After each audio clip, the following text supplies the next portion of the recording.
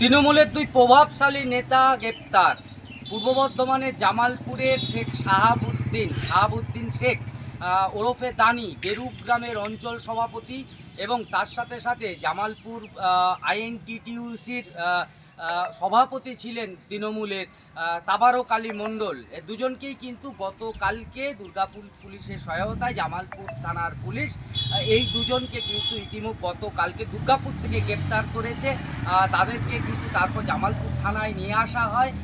যেটা বলা হচ্ছে যে পুলিশ সূত্রে যেটা খবর যে ভোট পরবর্তী হিংসার কারণেই কিন্তু এই দুই প্রভাবশালী নেতাকে কিন্তু ইতিমধ্যে গ্রেপ্তার করা হয়েছে এবং শাহাবুদ্দিন শেখ ওরফে দানি তার যে ড্রাইভার শেখ মানিক তাকেও কিন্তু গ্রেপ্তার করেছে। বর্ধমান আদালতে পাঠানো হয়েছে ইতিমধ্যেই এই দুই প্রভাবশালী তৃণমূলের নেতাকে।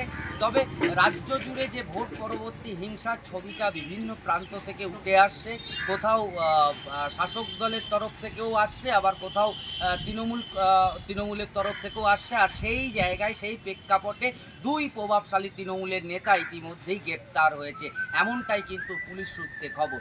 সব বাপকেও ছাড়ে না, আইনের কথা বলে, আইনের শাসন প্রতিষ্ঠিত হয়েছে, আইনের মাধ্যমে সমস্ত অভিযোগ শাস্তি পাবে, এটাই গণতন্ত্র।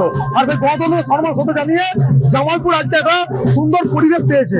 তাই এইসব যারা অত্যাচারিত, যারা পাপী বলে পরিচিত সমাজের বুকে যা সন্ত্রাসবাদী, তারা আজকে অ্যারেস্ট হয়েছে।